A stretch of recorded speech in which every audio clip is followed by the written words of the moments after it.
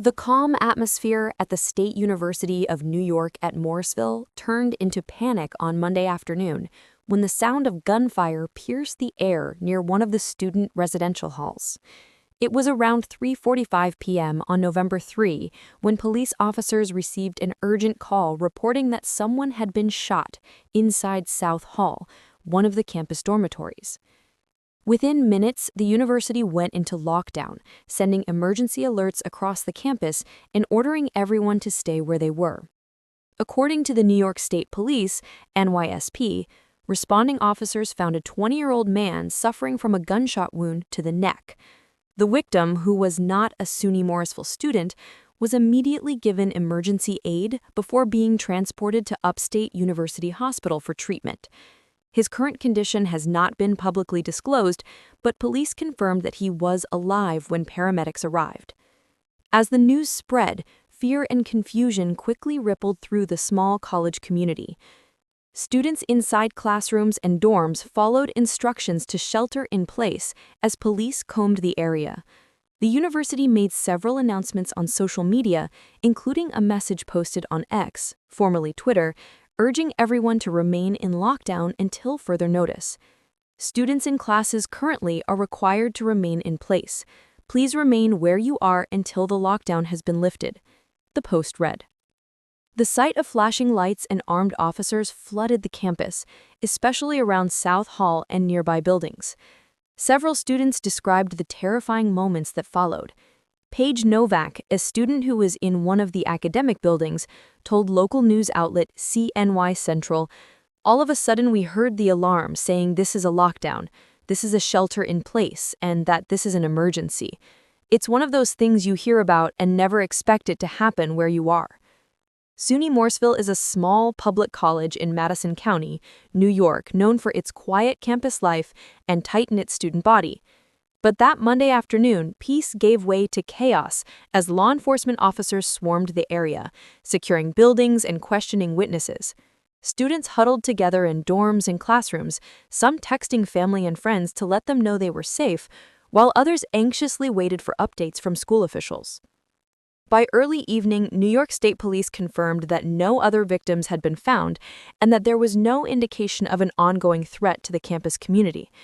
However, out of caution, South Hall and another nearby dorm, Onondaga Hall, remained under lockdown while police continued their search for the suspect. Officers from the Madison County Sheriff's Office, campus police, and multiple NYSP units, including the Bureau of Criminal Investigation, BCI, Special Operations Response Team, SORT, and K-9 units, joined the operation. A command post was established on campus as investigators worked into the night. They examined the crime scene, collected evidence, and reviewed surveillance footage in hopes of identifying the shooter. As the investigation unfolded, SUNY Morrisville provided updates through its website, confirming that while most of the campus was cleared, residents of South and Onondaga Halls were still required to stay inside their rooms until law enforcement gave further instructions. Those students who had been cleared from the affected dorms were directed to the recreation center where food and shelter were provided. Meanwhile, others were allowed to eat at the Seneca Dining Hall. The university urged patience and cooperation as heavily armed officers continued to move in and out of the restricted areas. New York State Governor Kathleen Hochul said she had been briefed on the situation and was monitoring developments closely. "I've been informed of the incident at SUNY Morrisville and remain in contact with law enforcement officials," she posted on X. "We will ensure the safety of our students and campus community." As the sun set over the quiet town of Morrisville, the once bustling campus was transformed into a heavily guarded investigation zone. Police tape surrounded the entrance of South Hall, and armed officers stood watch at every corner. Patrol vehicles lined the narrow roads leading to the dormitory, their flashing red and blue lights cutting through the darkness. For many students, it was the first time they had seen their peaceful college grounds turned into what felt like a crime scene from a movie. Inside the command post established near the heart of campus, state police coordinated efforts with the Madison County Sheriff's Office and university security. Investigators from the Bureau of Criminal Investigation, BCI, worked meticulously, gathering shell casings, examining possible bullet trajectories, and taking witness statements. Officers from the Special Operations Response Team, SORT, and canine units scoured wooded areas and nearby parking lots for any sign of the suspect. The victim, whose identity had not yet been released to the public, remained in critical condition at Upstate University Hospital. Police confirmed that he was not affiliated with the university, which raised immediate questions about what he was doing on campus that afternoon. Some students speculated he may have been visiting someone who lived in South Hall, while others feared that the shooting could have stemmed from a personal dispute that spilled onto campus property. Campus officials were cautious not to share too many details, but reassured the community that every effort was being made to keep students safe. "We understand the fear and anxiety this situation has caused," the university said in a late-night statement. "Our priority is ensuring the well-being of our students while working closely with law enforcement to bring the suspect to justice." Meanwhile, students trapped in their dorms continued to share real-time updates on social media. Many described the sound of sirens echoing through the campus and the sight of officers knocking on doors to check on residents. "I was in my room when we heard loud knocks and someone yelling, 'Police, stay inside,'" said sophomore student Ethan Perez. "We didn't know if the shooter was still nearby, so everyone stayed quiet. It was terrifying." Parents flooded the university's phone lines and social media pages, desperate for information. Some even drove from nearby towns, parking outside the campus perimeter, hoping to catch a glimpse of their children. Local news outlets began reporting live from the scene, and images of flashing lights, frightened students, and police vehicles began circulating online. Around 8 p.m., SUNY Morrisville confirmed that the shelter-in-place order had been lifted for most of the campus, except for South and Onondaga halls. Students living in other dormitories were free to move about, but university officials urged them to avoid the investigation area and remain alert. Food services and counseling support were made available to those in distress, with staff reminding everyone that it was okay to feel shaken after such a traumatic event. Despite police assurance that there was no ongoing threat, anxiety lingered in the air. Many students said they didn't plan to sleep that night, instead choosing to stay awake in groups or gather at the recreation center for comfort. Others called home, breaking down in tears as they described what they had witnessed. Law enforcement remained tight-lipped about the suspect's identity or possible motive, but one officer speaking off the record said they were following several leads. "We have surveillance footage from multiple points on campus. We're reviewing it closely and hope to identify the shooter soon. This investigation is our priority." By midnight, the once bustling college had gone quiet again, except for the hum of police radios and the distant flicker of camera flashes as investigators continued their work. By Tuesday morning, the scene at SUNY Morrisville was still tense, but calmer.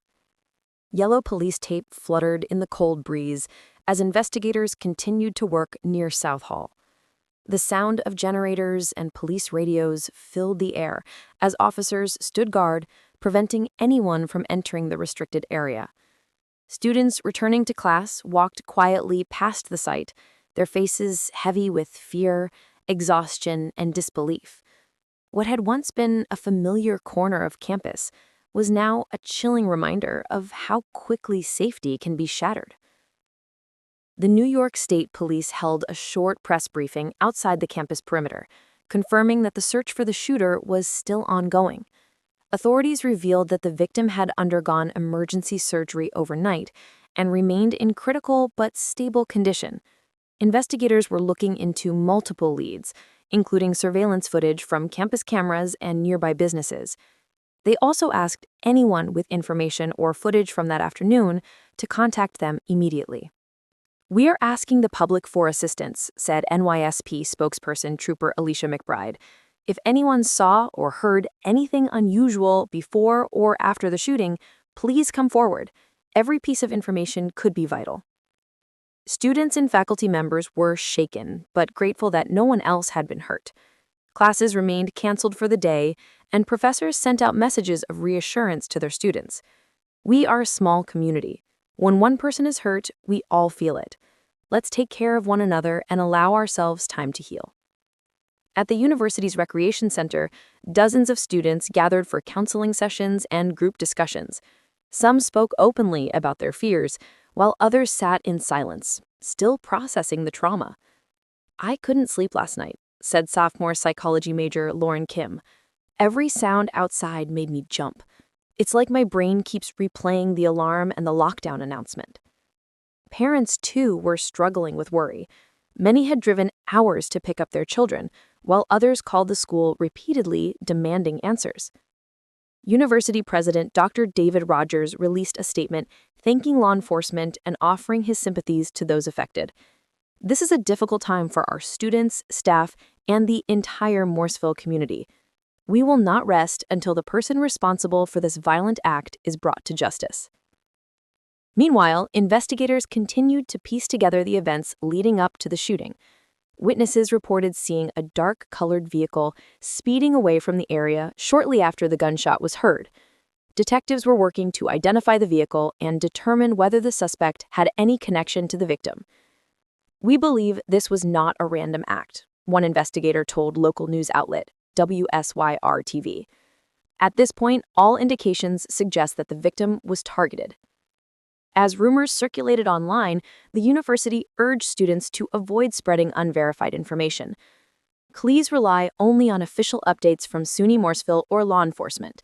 We understand how frightening this is, but misinformation can cause more panic." In the nearby town of Morrisville, local residents expressed shock that such violence had reached their doorstep. "This is a peaceful place," said shop owner Raymond Ellis. "We never hear of things like this happening here. Everyone's just praying the young man pulls through." As night fell again, officers continued their patrols around campus. Canine units were seen moving through wooded trails, and drones equipped with infrared cameras scanned the surrounding areas. The State Police Bureau of Criminal Investigation set up temporary lighting around South Hall as forensic teams took photographs and collected samples from the scene. Even as the lockdown was officially lifted, a sense of unease lingered. Many students avoided walking alone, preferring to move in groups. Some said they were considering transferring to another college, unable to shake off the fear that gripped them during those long hours of uncertainty. By Wednesday afternoon, the small college town of Morrisville began slowly returning to a fragile sense of normalcy. Police had eased most of the restrictions around campus, but South Hall remained closed as investigators finalized their forensic analysis. The shattered glass at the dormitory's entrance and the faint outline of dried blood near the sidewalk were stark reminders of what had happened just days earlier. The New York State Police released an update confirming that the 20-year-old victim was still in the hospital, recovering from a gunshot wound to the neck. Though his condition remained serious, doctors were optimistic about his chances of survival. His family, who had traveled from out of town, thanked the medical team and law enforcement for their efforts. In a brief statement shared through the police, they said, "We are praying for our son's recovery and for justice to be served. We also thank the students and community members who showed compassion during this terrifying time." Meanwhile, the search for the suspect intensified. Detectives announced they had obtained surveillance footage showing a man fleeing the area moments after the shooting. Although his face was partially covered, police said they had strong leads and were confident that an arrest would be made soon. The description of the individual and his vehicle were shared with law enforcement agencies across New York State. Trooper Alicia McBride told reporters that investigators were narrowing down potential motives. Quote, "At this point, we believe the shooting may have stemmed from a personal dispute between the victim and the suspect. However, the investigation is still active, and we are exploring every possible angle." End quote. As the community tried to heal, the university organized a candlelight vigil at the main courtyard on Thursday evening. Hundreds of students, staff, and local residents gathered with candles and flowers, standing in silence as the sound of soft sobs filled the air. The vigil was a moment of unity, a reminder that even in times of violence, solidarity could bring strength. University President Dr. David Rogers addressed the crowd saying, "We cannot allow fear to define who we are. SUNY Morrisville is a family, and families stand together during dark times." Counselors remained available around the clock, offering trauma support to anyone affected. Student leaders also initiated a Safe Walk program, pairing volunteers to escort classmates to their dorms at night. Campus security increased patrols and installed additional lighting in key areas, while local police pledged to maintain an active presence throughout the coming weeks. News of the shooting spread across national headlines, reigniting discussions about campus safety and gun violence in the United States. Advocates called for stricter gun control measures, while others emphasized the importance of mental health support and early conflict intervention. Quote, "It's heartbreaking that our schools, places meant for learning, are turning into crime scenes," said New York Governor Kathleen Hochul during a press conference. "We must continue to push for policies that prevent senseless acts like this." As the investigation continued, the mood on campus gradually softened. By the end of the week, classes had resumed, though attendance remained low. Many professors offered hybrid options, allowing students to attend virtually if they still felt unsafe. For some, returning to normal life was a welcome distraction. For others, it was far too soon. In interviews with local media, several students said they were still haunted by the events of that Monday afternoon. "Every time I hear a loud noise, my heart races. It's like my brain keeps replaying the alarm and the lockdown announcement." Others spoke of resilience and gratitude, praising how quickly the school and police responded. Quote, "They did everything right," said senior athlete Jordan Reyes. "I just hope whoever did this is caught soon." By Friday, law enforcement had wrapped up most of their on-site investigation, though a few officers remained stationed near South Hall. The case was officially turned over to the State Police Bureau of Criminal Investigation for continued follow-up. Authorities said more details would be released once charges were filed. The Morrisville shooting had shaken the community to its core, but it also revealed its strength. Strangers comforted one another, students volunteered to help their peers, and staff worked tirelessly to restore a sense of safety. While scars, both emotional and physical, would take time to heal, the people of SUNY Morrisville were determined to not let fear win. As one student wrote on a memorial wall near the student center, "We were scared, but we stood together. That's what matters. Morrisville strong."